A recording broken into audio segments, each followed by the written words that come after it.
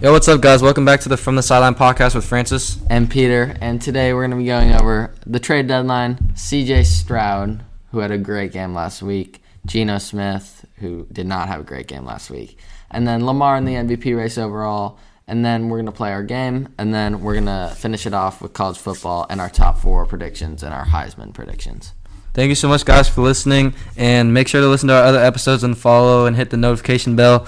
Without further ado, let's get right into it. Let's start off with some trade deadline from the NFL, some new pickups for some new teams. Peter, my question for you is, what do you think is the most positively impactful pickup for the trade deadline? Well, I got to go with Leonard Williams to the Seahawks. That's not even just a biased homer pick. It is the best pickup overall, objectively. It bolsters the Seahawks D-line so much, and it's really going to help with run stopping and pass rush, which is one of the only things that their defense really needs. And I do feel like it will improve the team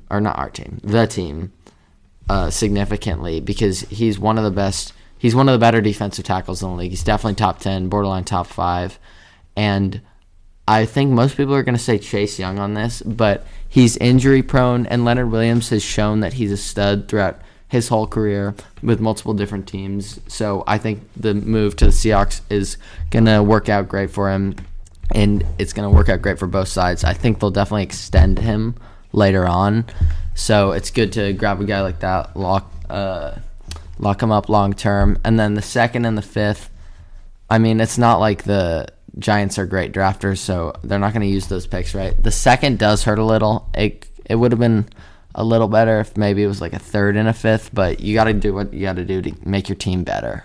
But my question for you, Francis, is what do you think the best pickup of the trade deadline was? I could go Chase Young here, but I think I'm going to go with Kevin Byard to the Eagles, because the Eagles are one of, if not one of the most teams with the least amount of flaws. I actually think the Eagles are by far the team in the NFL that has the least flaws in their team. They have such little holes in the game, but the only hole I would say before they picked up Kevin Byard was some of their pass defense needed a little bit of work, and their secondary play was a little bit vacant at times. We see Darius Slay as past his prime cornerback, but still elite. You'd say 2 seasons ago that he is arguably the best cornerback in the game, but now he's declining with age. And James Bradbury also, he's a great cornerback, but I think he's overrated. But he's honestly just he because he has a big name, because he used to be really good for the Giants, but he became a little overrated. But he's just playing mediocre right now. And with the loss of C.J. Gardner-Johnson last year to the Lions, the safety position has been a little vacant, and they really need a guy, a leader, a veteran, a Pro Bowler to really take that position and lead the secondary. And Kevin Byard, one of the best safeties in the NFL for a very long time. Kevin Byard, if not the best free safety in the NFL, he's at least top 3, and he has been for the past almost a decade for the Titans. So that's a great pickup for the Eagles, and it just adds another veteran to their bolstered up squad. I think their offense has been perfected by Nick Sirianni. The chemistry between Jalen Hurts, the wide receivers, the offensive line is amazing, almost perfect. And then their running game has been incredible lately. So it's just their defense. If they're with the help of Kevin Byard, I think they're easily the Super Bowl favorites right now. So yeah, that's going to be my most impactful pick for this trade deadline pickup. So moving on to CJ Stroud here, that insane game leading that fourth quarter comeback, around 450 yards, 5 touchdowns. He was just phenomenal. Definitely the best rookie quarterback from this class so far. I think if you go back to our first episode, I think it was, where we did our mock draft, I forget what we said about CJ Stroud, but we thought Bryce Young would be the better quarterback. And the Panthers and the Texans, I saw a video on this or an article on this, but the Panthers and the Titans have similar rosters, and they made similar decisions, like drafting third-round receivers or day 2 receivers and things like that. But this has worked out way better for the Texans than it has for the Panthers. Bryce Young has been bad, and the receivers that they drafted, like Terrence Marshall, have not been good at all, and they have not played a role on their team whatsoever. But Stroud has been phenomenal. Nico Collins, third-year receiver. I think he was like a third or second-round pick out of Michigan. He's really come into his own this year. He's been great. I do think that's a little bit inflated due to C.J. Stroud. But having Tank Dell there as the other rookie receiver, he's been great. The Texans' receiver room is actually what was used to be one of the worst in the league, has now become like pretty solid. They're all a bunch of super young guys. They're great. And C.J. Stroud just showing so much maturity leading that drive. It was like 40 seconds or something, and he just methodically led them down the field, making the right read every single time, delivering a perfect football. He's something special, and I think this is just the beginning. He's gonna excel with the Texans, and it's the start of something special. Yeah, I mean, CJ Stroud to me is right now, I mean, this might be an overreaction, but honestly, I don't think so. He's easily a top 10 quarterback in the NFL, in my opinion. Honestly, I don't think the Panthers made the wrong decision in drafting Bryce Young, because I don't think, I would say 99% of football watchers expected and would prefer Bryce Young in the draft over CJ Stroud. But I mean, you can't really predict the future, but I mean, this outcome, it's just been not even close. CJ Stroud has been miles ahead of Bryce Young. Bryce Young, I watched him when he was at Mater Dei. I watched him when he was at Alabama, and he just looked like the most accurate, composed, smart, just like a good quarterback. Like everything you want in a quarterback, you got in Bryce Young, like the dual threat kind of guy who's just so locked in. And that's what I saw in Mater Dei in Alabama. But right now for the Panthers, he just looks so flustered, and he's been really inaccurate. His decision making has been not the best, and it's just not what I expected from Bryce Young at all. I mean, I'm not overreacting to this because it's his first season in the NFL, but CJ Stroud just looked like an absolute professional. Like, all his mechanics, his footwork, everything is textbook. The way he throws the ball, his accuracy, his arm strength. He's 7th right now in yards per game, passing yards per game, and he only has 1 interception. Like, for a rookie, I think that's pretty much unheard of. And I think he set the record for the most yards in the game by rookie, and he set the record for most games without an interception by rookie. He's just been absolutely insane right now, and a lot of people were like, one of my friends said that the Texans have the best young core in the NFL, and their wide receiver core is top 10, but I just think CJ Stroud is making them look good. I don't think Tank Dell and Nico Collins are anything special. They deserve their flowers, but they haven't been anything special. But me personally, I'm taking CJ Stroud over Geno. I'm taking CJ Stroud over Jared Goff. The only people I would have over him is Mahomes, Lamar. I'm taking him over Tua. I'm taking Burrow, Herbert. Who am I forgetting? I would put Josh Allen over him. I'm taking him over Dak easily. Trevor Lawrence is a little bit of a debate for me. Right now, I'd probably take Trevor Lawrence, but I mean, it's really close to me. So that just proves how great CJ Stroud has been. I think I only listed 5 quarterbacks, so I see him as probably around the 6th or 7th best quarterback in the NFL right now, and he's a rookie, so his potential is off the charts. I mean, he just looked great. This might be the best rookie quarterback season we've ever seen. Yeah, just to add on to that, he just looks super comfortable out there making the right read. As Francis said, only 1 interception. I mean, that's just kind of insane. Bryce Young, I have to pull up the stats here, but he just looks so uncomfortable. He looks like panics whenever he gets the ball. He doesn't really know what to do, but Stroud's super decisive.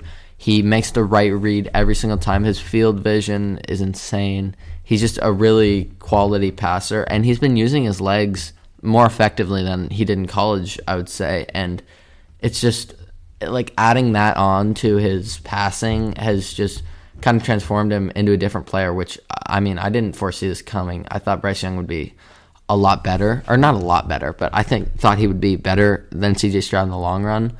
But Stroud he's kind of blown everyone away.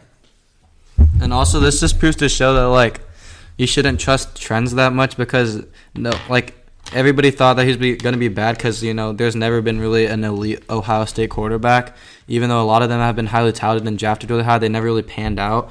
But, I mean, CJ Stroud is just pure raw talent, and it like the system of Ohio State quarterback room obviously doesn't matter that much. And also the S2 testing thing at the start of the season, everybody was like getting fearful and scared because he tested really bad on like his IQ, his quarterback IQ, and then Bryce Young tested like almost perfectly. But this just goes to show that those tests do not matter whatsoever when it comes to being a true quarterback, and when it comes to getting on the field and actually performing, those tests don't matter whatsoever. Those are our thoughts on CJ Stroud, but now we're going to move on to our Seattle Seahawks and Geno Smith. So, Peter, just tell me what you thought about his performance. Geno, I mean, I might get a little, like, upset here, but Geno could not move the ball down the field at all. He just looked horrible. He has such a bad pocket presence. He never knows when the pressure's coming. And I've never seen a quarterback who looks like he actually wants to take a sack more. Like, Geno, he'll just step up right into the pressure, but he won't step up when the pressure is coming from behind. He looks clueless out there. And I think in the beginning of the year, and last year, he was kind of helping the Seahawks. He looked, he was helping them win games. But now it's kind of, I mean, Drew Lock would have put up a way better performance like that. And you look at the scoreboard and you see, 37 points. Their defense played horrible. But that's just because they're on the field the whole game because Geno cannot move the ball up the field. He just doesn't make the right reads. That pick to Geno Stone, I think, was horrible. I don't know what he was thinking there. He threw it right to him. He just makes bad reads. He has a horrible pocket presence. And he's just, I mean, right now he's a below-average quarterback. I don't really know what changed, like, with him from last year to this year, but everything about him has just gotten worse. Like, I don't really know what's going on out there. And this really solidifies that the Seahawks need to draft a quarterback or make a move for a quarterback this upcoming year. If you're going to get a quarterback, this is probably the year to do it. There's so many guys like Caleb Williams, obviously, but we're not going to have the number 1 overall pick. Jaden Daniels, Michael Penix Jr. Jaden Daniels is more of a day 2 pick, but I mean, if he went in there right now, at least he does something well, like running the football. Geno he doesn't really have any redeeming qualities at this moment in time. So the Seahawks need to make a move for a quarterback in the offseason, or it's going to be a long 2 years, I think, until his contract is up. Yeah, I mean, I don't think we should be too harsh on Geno because the Ravens do have, like, the best defense in the NFL. They just look so solid. Like, when I was watching the game, I couldn't, like, I was obviously mad at Geno, but I couldn't really be that mad because everything was just on locks. It was just clamped up, and then the pass rush just got to him so quickly that, I mean, Geno can have a little bit of blame here. Like, if Patrick Mahomes was playing in the game, obviously they would have done better, but, like, I mean, you can't really do much against the Ravens defense, so I'm not, like, that mad or, like, overreacting that much, but we just don't look like a Super Bowl team at all, and that's the only thing you're hoping for at the end of the season is to go to the Super Bowl. So it's just Geno Smith is just not that guy for us, and as a quarterback, like, I mean, he could never lead a team to the Super Bowl. I kind of disagree with, not putting all of the blame on Geno, because although the Ravens are a super good defense and their pass rush was playing super well, even against the Browns and the Cardinals even, he was throwing picks that he just should have no business throwing. Like, from after the first drive to before the second drive, like the entire Browns and Seahawks game, Geno just looked horrible. He only played well on the first drive and the last drive. And it's not just a product of playing against hard defenses. He threw a pick and he fumbled against the Cardinals, who are one of the worst teams in the NFL. They're top 2, or they're bottom 2, them and the Panthers. They're definitely probably a little better than the Panthers right now because they are getting Kyler Murray back, but they're horrible. Their defense is not good whatsoever. And playing like that against a team like that just shows that the Seahawks cannot compete in the playoffs, unfortunately. We saw last season Geno Smith be like, I don't even know if he was in contention, but he was playing at a almost MVP level last season. But I think we all know that was a fluke. I mean, if you were really predicting that Geno Smith was going to keep this level of performance up, like, I was obviously hoping for it, but realistically, I was thinking there's no way he's going to keep this level of performance up. And honestly, this season, like, I think Peter's being a little too hard on him. Like, he's played fine this season before this game. Like, against the Cardinals, that was a little scary, but, I mean, when we played the Lions, I mean, that was a shootout, and Geno Smith was playing really good that game against the Lions defense. And, I mean, all of the wins, like against the Browns, he played fine that game, and the Browns have a really elite defense as well. So Geno Smith has played fine this season, but he's definitely not our guy. And I agree, we definitely need to draft a quarterback this year.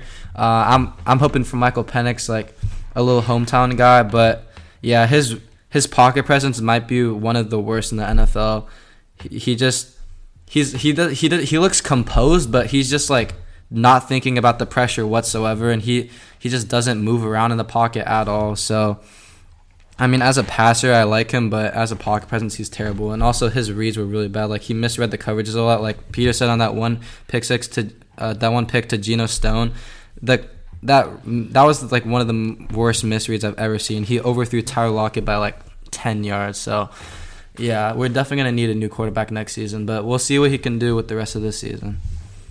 All right, guys, so we're going to be moving on to Lamar Jackson, and then more specifically later on we're going to be talking about the MVP race and if Lamar is in it or not. Lamar's having a phenomenal season so far, leading the Ravens. Although the Seahawks offense was horrible, Lamar is a great quarterback, and this season he's proved the doubters wrong that he's not just a running back, which he has been doing his whole career, but he hasn't just been running the football a ton. I think it's been a little less unusual. He only has one game over 100 rushing yards with 101, and he's using his rushing more so for touchdowns and more efficiently than usual. And he's not making bad decisions. He only has 3 picks on the year. He does have 5 or 6 fumbles, which is pretty bad, but when you're a quarterback that runs as much as he does, he has a bunch of games with double-digit rush. That is going to happen. You would like those to come down a little bit, but I mean, it's still pretty good. And Lamar, I wouldn't say he's an MVP right now because his stat sheet isn't super great, but he's doing exactly what the Ravens need for him to win. He's just hitting all of his guys. He has been a little streaky. He didn't play well against his Steelers, which is probably one of their worst losses. I really don't know how they lost that game, but he's just doing exactly what the Ravens need him to do. But he hasn't really – there's been a few games where he's excelled, like against the Lions, 357 yards and 3 touchdowns. That's pretty good. But he hasn't been sustaining that level of productivity like an MVP would. So he's not there yet. But if he, steps on the gas pedal on the back end of the season, there is a possibility, but it's a little bit far-fetched right now, but, I mean, you never know. We've seen comebacks in the back half of the season like this before, so it is a real possibility. Respectfully, I might have to disagree with Peter. I think right now, like, Lamar is, I don't know about easily, but I think it's not that close that he's the front runner for MVP right now. And, I mean, when you look at it, the only person that's really close is Jalen Hurts, and besides him, I mean, like, Mahomes isn't really playing at an MVP level, but, I mean, he's still Patrick Mahomes, so he's going to play at an elite level for the rest of the season, so he's going to be consistently, unless he gets injured, he'll always be in the MVP contention. But Jalen Hurts is leading the best team in the NFL right now, and, he's at the helm of it all, so you got to put him in contention, and he's playing at an absolutely elite level. But Lamar Jackson is just something different right now. He's playing at his 2019 form, but possibly even better. Like, obviously not at running, but as a passer, I think he's playing better this season than in his MVP season. Because, I mean, watching the Seahawks game, I don't see an answer to how you can stop the Ravens offense, and it's solely because of Lamar Jackson. You see him as a pass option now, but, like, you can see the read options too. He can hand it off, and they have elite running backs too. So he can hand it off, but then he can also just keep it for himself, which is honestly scarier than, because he's so fast and athletic, like, it's a scary option for him to keep it than to hand it off to his running backs. But then also he could do play action where he passes the ball. So there's so many options that you have to account for when you're playing against Lamar Jackson. And the Seahawks had no answer for it whatsoever. So, I mean, if somebody can find an answer to Lamar Jackson, then, I mean, he's not going to win MVP. But as it stands right now, I think, like, the way that he's leading the Ravens right now to be, I think, the second best team in the NFL by far, I think right now, for sure, I know that he's the leader of the MVP race right now. I'm still a little sad because, I mean, I think Jalen Hurts deserved it last season, but obviously Mahomes got it, and I know that's good for Mahomes' legacy, and I'm happy for him, but, I mean, Jalen Hurts really deserved it, and, you know, he was really hated coming. Like, I did not expect him to play good when he got drafted. I thought he was just going to be a free agent that kind of bounced around the league, but, I mean, look at how he's turned into this elite quarterback but came at this MVP level. So if he wins it, I would not be mad. But right now, for sure, I believe Lamar Jackson is the front runner. All right, so like I said earlier, I don't think Lamar's the MVP. I think it's Jalen Hurts. First of all, he has the better record, which I know wins are not a quarterback stat like everyone says, but it does have to factor into the MVP race. If you're leading your team to an 8-1 season like Jalen Hurts is, I know the Ravens are 7-2, which is they're pretty much equal. But Hurts and Lamar, they have around the same completion percentage. Hurts has 400 more yards. He has 63 or 50. I don't know why I said 63 more passing yards per game, 6 more passing touchdowns. He does have 5 more interceptions, which turning the ball over it's pretty detrimental. But like I said earlier, Lamar's fumbles have been sort of off the charts this season, so that kind of evens itself out. And then everyone wants to factor in Lamar's rushing, but everyone forgets how effective Jalen Hurts is at rushing the ball. He only has 120 less rushing yards than Lamar with 316, which Lamar is the best rushing quarterback we've ever seen in the history of the NFL. I know, old heads are going to say Michael Vick. No, he's not even close. Lamar is the best rushing quarterback we've ever seen, and probably one of the best that we'll ever see. But Jalen Hurts, that doesn't take away from Jalen Hurts' ability as a rusher, especially as everyone knows, the Eagles tush push. They use that play so effectively. He has more rushing touchdowns than Lamar because of that. It's just such a versatile play that they use, and he really conducts the Eagles' offense in such a like great manner. Like, I don't think Lamar Jackson could hit his receivers like at such a good rate. Like, it's kind of hard to explain that, but Hurts distributes the ball so well, especially to A.J. Brown and Devontae Smith, who are probably a little like A.J. Brown. I think he's probably the number one receiver stat-wise in the NFL right now, but that's not because he actually is, which he is a very great receiver. It's because Jalen Hurts is making such good passes. He's hitting him in the exact right time. He always hits him when he's open, and he just makes his receivers play much better than they would with a different quarterback. And I think if Lamar Jackson was the quarterback of the Philadelphia Eagles, those receivers would still be good, but they wouldn't be as good as they are with Jalen Hurts. And also, this isn't really about the MVP because you can't really factor in postseason success to the MVP. But Lamar has not had any real postseason success in his career. I think he's had 1 or 2 playoff wins. I think it's 1 against the Titans. But Jalen Hurts was in the Super Bowl last year, and he is younger than Lamar Jackson, which this is just for the argument of him being a better quarterback, which I think everyone knows. But stat-wise for the MVP, he's also better, and I think he's going to prove that over the course of the season. I think Lamar will kind of continue at the rate that he's been at, and Jalen will just keep excelling. And if they both continue at the rate they're at, Jalen Hurts is winning. There's no question about that. I have 2 things to say. First of all, I know you said it's not talking about the MVP race, but you can't talk about postseason success really because, I guess you can, but Lamar the past 2 postseasons has been injured.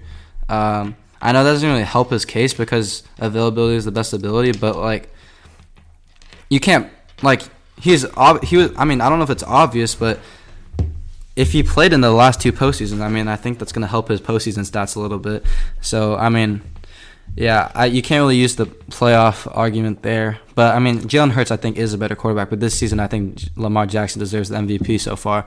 And also, I mean, you talked about it. I mean, he's throwing the ball to, like, such effective weapons. Like, he has A.J. Brown, Devontae Smith, and then he even has, like, a running game like DeAndre Swift. Like, his whole offense is absolutely elite, and he has the best offensive line in the NFL.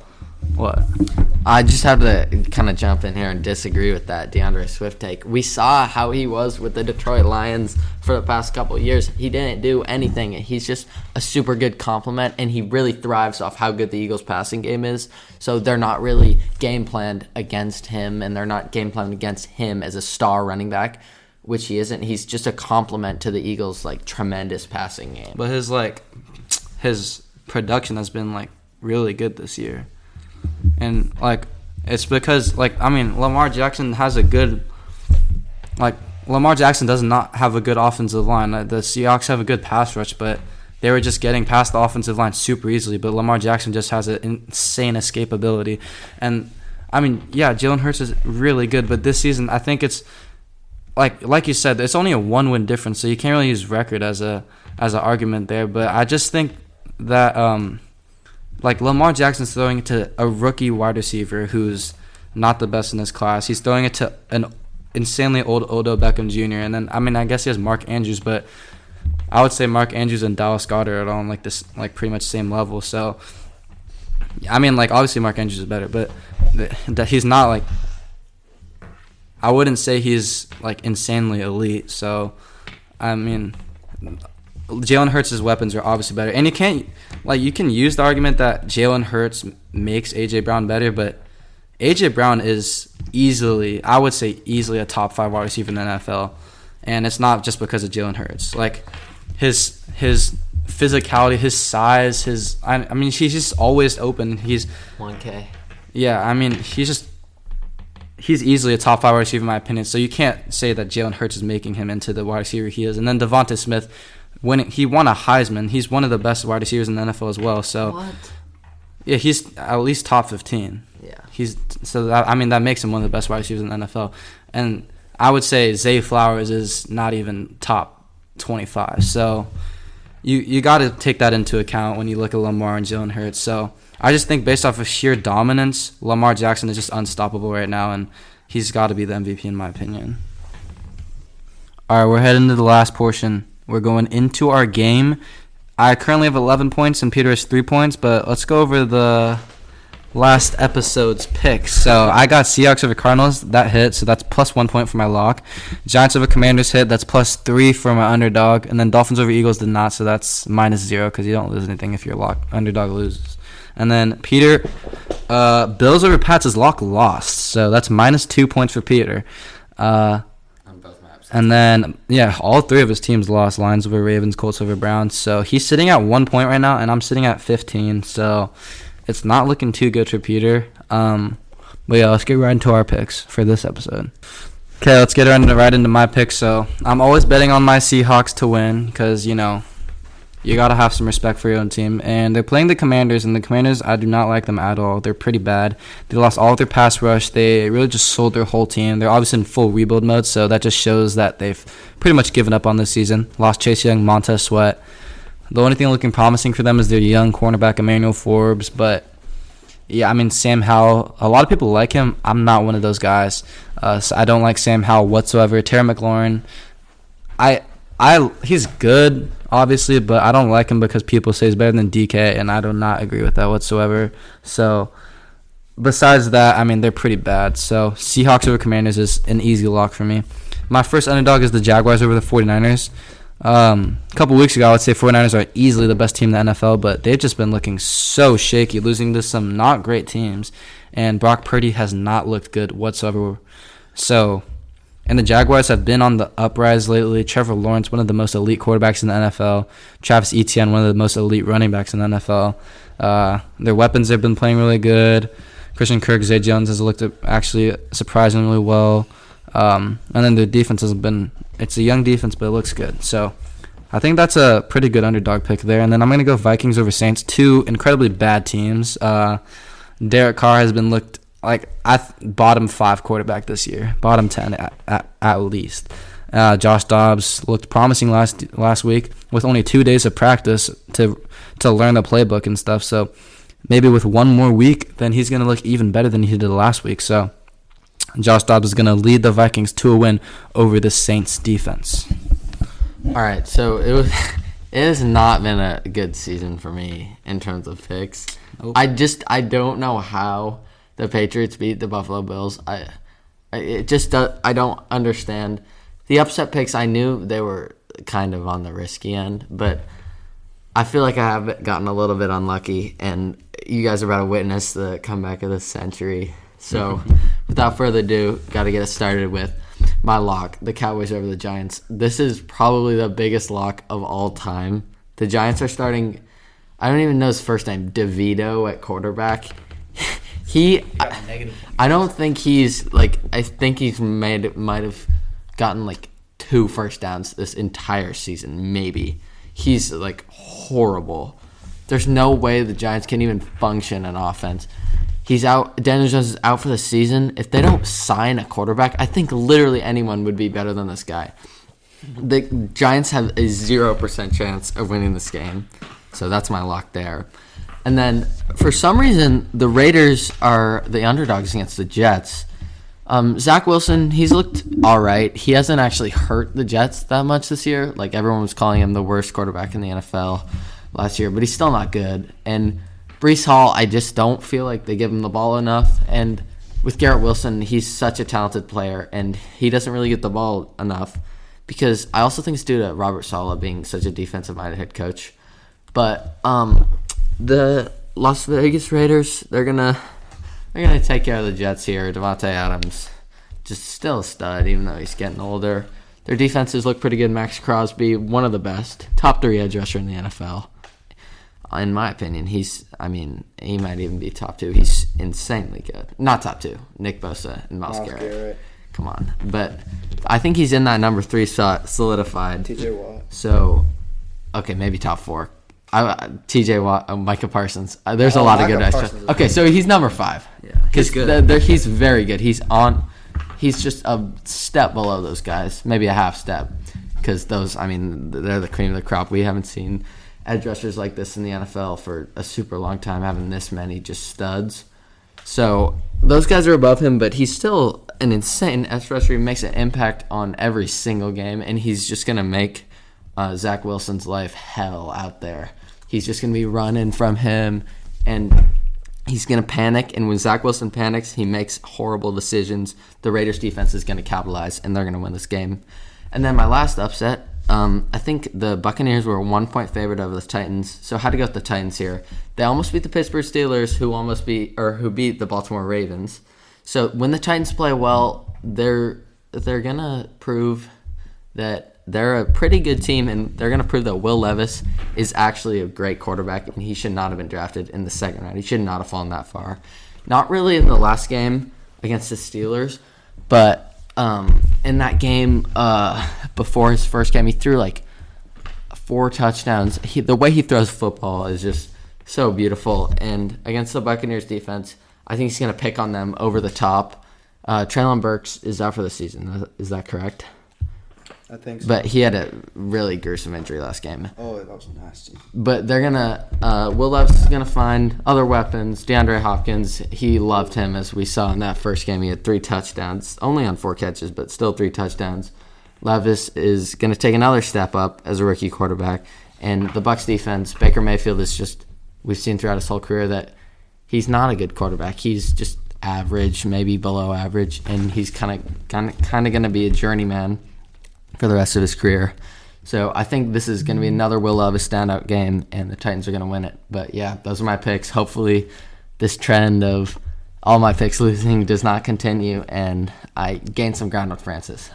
All right, guys, so that's going to wrap it up. We were going to talk about college football, but I guess we'll have to postpone that to next episode because, it's just been kind of a long episode, a great episode, in that we talked about a lot of stuff. We covered a lot of stuff, but thank you guys so much for listening.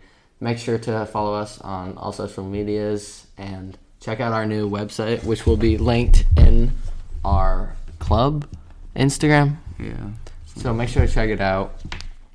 Sports Journalism SAS. Yeah, thank you so much for listening to this whole episode. Make sure, again, hit the follow notification bell, listen to all our other episodes, and make sure you're listening to our next one when it comes out, hopefully next week. So, thanks, guys.